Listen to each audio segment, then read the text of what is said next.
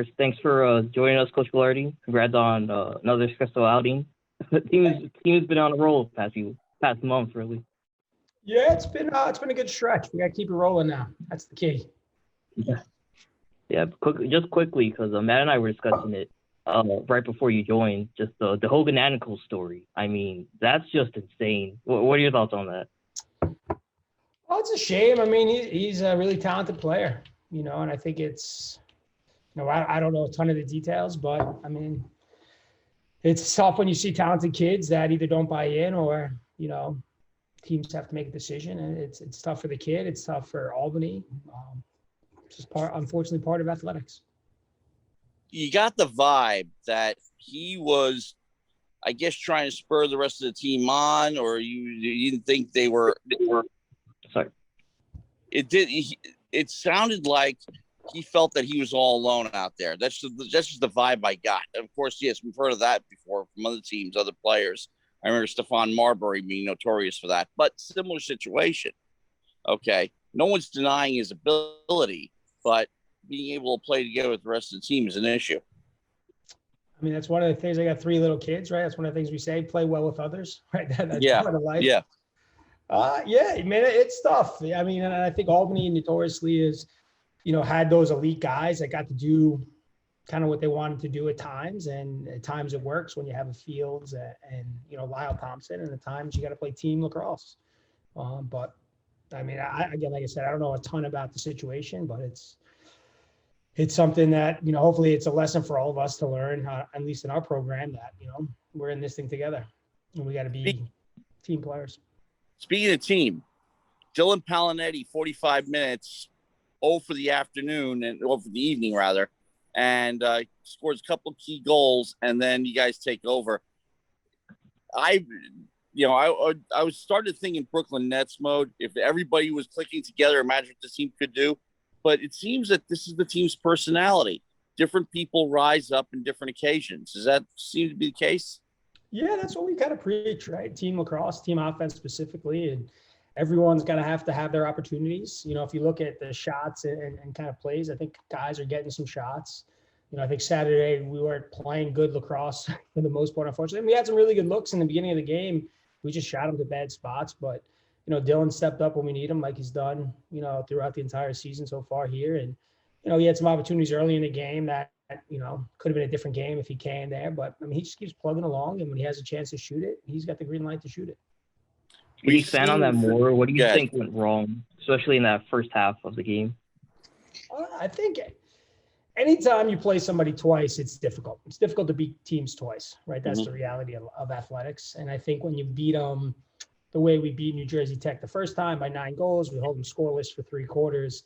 As much as we continue to show the guys how much they've improved. And they, on film, were the most improved team we've seen. In person, they were the most improved team we saw. And we tried to convey that to the guys, but I think we took them a little lightly on the preparation side, and understanding that this is going to be a big game. It's a conference game on the road, 7:30 at night, no fans. I mean, there's a lot of things going against us there. We kind of sleptwalk through it. And a credit to NJIT. They played a great first half. I mean, if you look at that first half compared to some of the other halves they've played, I mean, it's not even close. I mean, you kind of saw it in the second half. They had more unforced turnovers. I think they had 1 goal there in the second half. But our guys stepped up and continued. I think one of the nice things was guys weren't really panicking, like, I have to make a play. It's just when they had an opportunity, they focused a little bit more to make the play that was needed. Well, one thing that was a constant in both games was their goalie. Okay, 18 saves in both games, if I recall correctly. And he loves playing against us. You build out from your goalie, and they have a great foundation with him because he's only a sophomore, if I recall, too. So, yeah, he's young. Yeah, I can see that team becoming more and more of a threat by the time he graduates, so they can build around him. But having that, and you guys, you peppered him. I mean, 45 shots. So, but he held up. And could you imagine what he could do if he had more of a team around him? Yeah, they actually defensively, they got some talented guys. They got some guys that could probably compete to play for us. We just didn't shoot the ball well. I mean, he's played great. And what he does, what all good goalies do, it makes you think twice before you shoot sometimes, right? Is this a good shot? Is this not a good shot? Or I got to make sure I put this to a good spot. And sometimes when you're thinking, you're not reacting and playing as fast as you need to play. And I think that's kind of what we got to got into it. We got some shots on the backside that were good looks, and we just threw them at the middle of the goal because we kind of over-analyzed where we need to do it, and we just kind of then threw it at the cage. But he made some big ones, and that's part of having a good goalie, I guess. Yeah, another aspect of the team I want to talk about too is that face-off battle, because really one of the big reasons for this win streak you guys have been part of is Austin Deskowitz has been phenomenal at the X. He's won face-off-wise his last 5 battles there. He's at 64% in conference play. What has he done? What has he changed, or how has he improved so well from the start of the season to now? I think he just continued to work. I think the new rules were, we were all kind of uneasy about the rule change when you're in a pandemic and you can't scrimmage in the fall or in the preseason.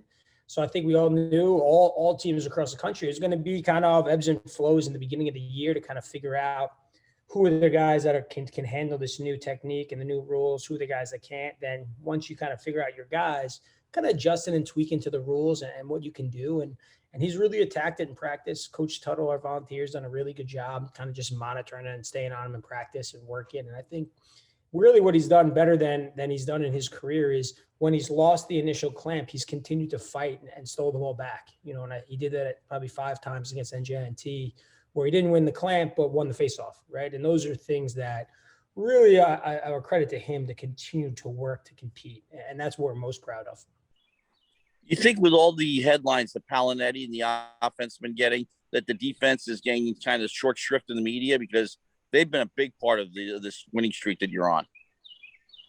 Yeah, I think as defense, the guys internally know, that we love them and they're playing great. Danny Cassidy's playing some really, really high level lacrosse. CJ Tranquil the last 2 games has played fantastic. I thought Michael Sabella did an unbelievable job at the Albany game specifically. So those guys are playing well, and we expect to play good defense. We have good players. Coach Brazel's an unbelievable coach and does a really good job getting those guys ready in practice. But it's the nature of the beast, right? Offense always gets the headlines. That's just part of athletics. How about this? Go ahead. You go ahead. Yes, sir. Just something interesting I want to talk about is it's kind of offensively. It goes both ways. Stony Brook is obviously, the number 1 team when it comes to shooting, most shots of the season, conference play, obviously scoring wise as well, but least amount of turnovers. So what does that kind of say about your crew, where you're taking so many of these shots, having so many of these offensive possessions, but you're really not turning the ball over a lot, only averaging about 15 per game, which is the least in conference play? Yeah, I think it's even less than that if you really do the stats. I think when the coaches do the stats, it's probably even less than that, to be honest. But they do a good job of taking care of the ball, right? We have talented players. Coach Chanachuk does a really good job with the offensive guys, making sure during the week we have really good stick work drills and the guys are dialed in. But we're not like throwing the ball all over the place. We dodge hard, we move the ball, we throw a skip when we got to throw a skip, we feed it inside when it's open. We're disciplined in that regard, but we're playing fast and we're generating a lot of shots. But for the majority of our shots are really good looks. We just either miss the cage or, goalie maybe get a piece and we get a reset. Austin winning the faceoffs at the high clip he has gives us the ball a ton. So we play a lot of offense, which is always nice. But those guys understand how to take care of the ball, and they know that when we have the ball, we can score and they can't. And that's something that we talk about a lot. It's a simple thing, but I understand we play a lot of high-powered offensive teams. If you have the ball, it frustrates them. We go up 6-1 on Albany, whatever it is. It's frustrating when you don't have the ball, and then you have to kind of claw back into it. So, those are things we talk about. But those guys are talented kids, and we're really excited with how they're taking care of it. And we got a tough 3-game stretch here before hopefully America East playoffs. So we got to keep it going. One thing to definitely point out. Just quickly, is taking 51 shots a game what you envisioned this team, this attack to be? We wanted to play faster. I know that was something we said in the beginning of the year. We wanted to push transition. We haven't really done a great job in transition these last 2 games, which is something we're continuing to hammer here. But, we knew that we have talented players, and we know offensively the scheme and the system that we run, especially when you share the ball and all 6 guys are a threat at all times. It's easy to take a lot of shots because everyone's getting 2 or 3 shots times that by the 15 guys we're playing offensively. That's a lot of shots right there. So, I think that's the biggest thing that we've really noticed is those guys aren't taking a ton of bad shots. And when you take a high volume shots, we don't sit here in the office like, hey, we got to take 60 shots today. It's however the game folds out. When we have an opportunity to shoot it, we want to put it in a good spot. And if we hit the cage and it goes in, great. If you miss it and you get it back, you got another opportunity to attack. So That's kind of the focus. Is this year particularly different because of all the extra depth you have? You can roll 4 lines. I mean, I've always notoriously played two full midfield lines. 1-2, 1-2, 1-2 my entire coaching career, at least the last 7 or 8 years. I just feel like there's enough talented kids, and that's how you continue to develop guys to then as guys graduate, like, oh my God, this next group has never played. We've had a third midfield line out there a bunch of games. So those guys are continuing to get reps. But the guys who earn it in practice, I mean, those guys, Mike McMahon's a big example. Played great when he won it against Syracuse at the end of the game, has a big goal against Hartford. I mean, he was Tahoka when we played Albany, and he gave an unbelievable look, just getting the snot beat out of him. And he did some really good things. So we wanted to try and get him out there more. But, we're playing 8, 9 middies a game offensively, which is exciting. Matt, you got no, you go, Ken. Go ahead. I think I was just you're looking at the team. Really, it's you tell the team definitely improved a lot. They took those losses at the start of conference play, and even before that, in stride. Lost Hofstra, UMBC, and obviously Syracuse. And you won't play UMBC until next week, so we'll talk about that game then. But how does it feel, especially for you, because this is your first time facing all of these teams in conference play? So what has kind of been the message for your team as the conference season has progressed in terms of kind of just staying on the gas pedal? I think the biggest thing for us as coaching staff, this is the first time we're seeing these teams. So, like, personnel-wise, it's making, I know me personally, study the film even more than I normally do and trying to figure out the guys so we can kind of have a feel for it.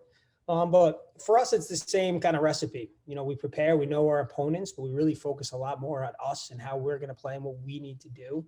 And that's how we did it, last year when we played those 7 games before we got into conference play. That's how we'll continue to do it. Is you have to know your opponent, but when it comes down to it, it's how, if we play in our best lacrosse, we'll put that up against anybody in the league and anyone in the country, and we hope it's good enough, right? And I think that's the biggest thing that we really want to hammer kind of going forward. I've been saying on the broadcast that should wins are must wins. In other words, if you're more talented than a given team and you should beat them, you have to beat them because the stretch you're coming up with right now, Binghamton #1, and then you got UMBC and Vermont right after. And this is going to determine the regular season champion who's going to host the tournament.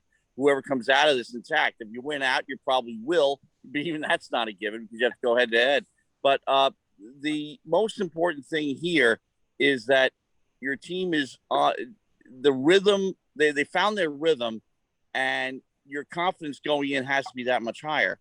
But Binghamton could be a trap because Binghamton is definitely still in contention, and they could ruin your season really if you guys have any kind of a lapse. So is that something you're reinforcing to the guys? Oh, we talk all the time about anyone can beat anybody, right? And I think you see that in college lacrosse on a daily basis. You see that in really all sports, right? And that's something that we're really hammering. Not so much, hey, we have more talent than NJIT or some of those teams. It's we got to play our best lacrosse, right? And for us, the regular season championship is not something we talk about, to be completely honest. We talk about getting into the America East tournament. All you got to do is get into the America East tournament, right? Because the most important thing with the way that the kind of league is, especially this year, but just with our strength of schedule, with only having a few out of conference games, is you got to win your conference tournament to get in. So we got to continue to play our best lacrosse towards the end of the year and win the America East tournament. So that's what we talk about, and these games are just the next step to trying to get, guarantee a spot. We win this game, we're in the America East tournament guaranteed. So that kind of gives us the relief to know that we have checklist number 1. Hey, we're in. Now let's continue to compete and figure out where it falls. I've been fortunate when I was assistant at Tass, and we won the CA tournament as the number 1 seed, the number 2 seed, the number 3 seed. So it doesn't really matter what seed you are. You just got to get in. And with that is you got to be playing your best lacrosse at the end of the year. So that's really what we continue to hammer as we're now in that kind of money time. Last 3 regular season games, you got to be on it. Well, you got 3 ranked teams in the conference right now. You guys, obviously UMBC and Vermont. Now, the most important thing here is that, again, you can't count on it because the history is, I think it's only happened like once before where the America East has sent 2 teams to the NCAAs.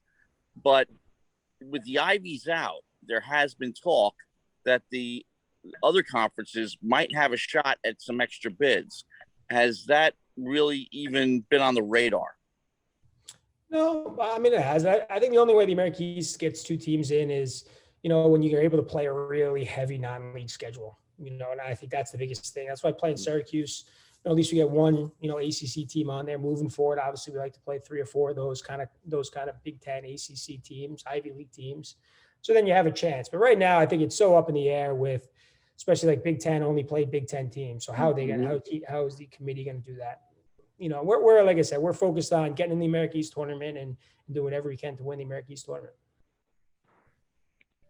Ken? It's interesting, kind of looking forward to the upcoming game against Binghamton. It's interesting how the schedule lined up, where you're getting matched up with the 2 best goalies in terms of saves per game. Obviously, just finishing with Liam Brown and now going to Teddy Dolan. So what's been the focus for your team in terms of having that matchup where you go from a good goalie to another that's going to get a lot of saves? Yeah, one's righty, one's a lefty, right? You're mixing up. I mean, we really don't talk a ton. I'm going to be completely honest with the goalies. We talk about getting good shots and put them into good spots, right? So if we earn a high quality shot, we got to put it away, and you can really go crazy as a coach and studying the film and saying, hey, we only can shoot this spot, and then the goalie makes a couple saves there and then you're dejected as a team. We know the guys, we have really talented shooters, and it's, if sometimes if you get a really good shot and you put it in a bad spot, it goes in. Sometimes you take a really good shot, you put it in a good spot, he makes a save, right? And for us, it's just. I think the question was, is there a particular matchup or 2 that you're kind of looking a bit deeper than most? No, we're really not, to be honest with you. It's us. It's just continue to earn a high quality shot and put it away, right? And if you're getting those shots consistently, they're going to fall eventually, right? If he's going to make 30 saves, they're going to win the game. That's the reality of lacrosse, right? But we want to make sure we're making him make 30 really good saves. I think that's where we were disappointed more from NJIT is we had some really good looks that we just took bad placements. We just threw him in the middle of the cage. I mean, he made a lot of shots inside his body frame, which is bad shooting. As much as it is good goaltending, he made the save that was there, but we didn't test him a ton. And that's really we've just been focused on putting him to better spots than we have. But it's not like, hey, he's a lefty, he's going to do this. I mean, we have lefty goalies, we have righty goalies, so we see all those things. And it's interesting too. Looking at the stats, there's no scorer for Binghamton that has more than 10 goals. That being Tom Greenblatt. So they're obviously a more defensively oriented team than an offense style, which your team is. So when you kind of have that contrast in play styles, is there any major adjustments that you see, or is it more of the team who plays their style wins the game? I think it's just going to really depend how the game comes out with the faceoffs. I mean, they have a really talented faceoff guy. So possession, the ball is going to be very critical. But if we make stops, you make stops, you can push transition. Obviously, that's something that we want to continue to do is play fast to put them in uncomfortable spots. It's easier to score unsettled than it is 6-on-6. So that's really what we're just focused on. Hey, this is our style. This is our system. We got to play that well. And again, if we think we're talented enough to get good shots, we got to put them away, and they're going to work for really good shots and possess it. Teams that have beaten us have possessed the ball a ton. And attack. So we got to be ready for that. If they choose to go that style, they're going to play some zone, they're going to play man. So they're going to try and frustrate us a little bit on the offensive end. So yeah, we're just working out what's our checklist and what's our answers, and let's attack it. Going back to the conference as a whole, we talked about the 3 ranked teams. We talked about how tough it is this year. And also you did mention that nobody's playing each other. So it's very hard to gauge conferences against each other, but based on what little you have to go on, how do you think the American East is stacking up? I think it is definitely stronger this year than it's been in the past. Yeah, I think the top 4 teams in our league can be top 4 teams in any league. Maybe the ACC aside. I mean, when you look at Albany, Vermont, UMBC, us. I mean, Binghamton's right there as record-wise. I think the fifth place team right now. Those are 5 really good teams. The CAA is kind of one of those leagues that's the same thing where top to bottom, everybody can beat anybody. I mean, you look at it. I think our league's getting there with the top 4 teams are definitely elite. Binghamton's right there, maybe the top 5 teams this year. And those bottom 3 teams are talented enough, right? And you can see it with, we're in a dogfight with NJIT, Hartford beats Binghamton. I mean, all those things are possible. It's a wild a wild season for sure, but I think the depth of talent in this league, from the outside looking in and now being in the league, this is definitely the strongest I know I can remember the American East being. Ken? Yeah, and just with that as well, what do you think has been the biggest factor for the American East? It's getting the hot hand in terms of talent, where I guess that parity level is a lot more evident this season. I think there's good coaches. I mean, when you look at the league, I think there's really good coaches in there, and there's good players. I think the more talented players there are across the country, the better every league should be theoretically, right? When you have a couple good academic schools, mostly state schools, right? You can get kids for, a good education for less money. There's really good coaches in this league, and they're getting talented kids and they're coaching them up. So I think that's really just a combination of the American East has everything you need. Now I think those coaches and the institutions are really kind of up in the ante a little bit. And very quickly here, just before I go back. So it's just my final question. I think I'm thinking to match up is, so Binghamton, all but one conference game, they've held their opponent under 10 goals. The lowest this team has scored in conference play is 12 last week against NJIT. So I guess what is it going to give in that matchup? What is it going to take for your team to, I guess, get above that threshold that Binghamton usually holds its opponents to, and vice versa? For us, to be honest, we just want to score one more goal than them. If it's 7-6, it's 7-6. If it's 15-14, 19-18, we're just gonna play Stony Brook lacrosse, right? Offensively, defensively, in the clearing game, the riding game, the face-off.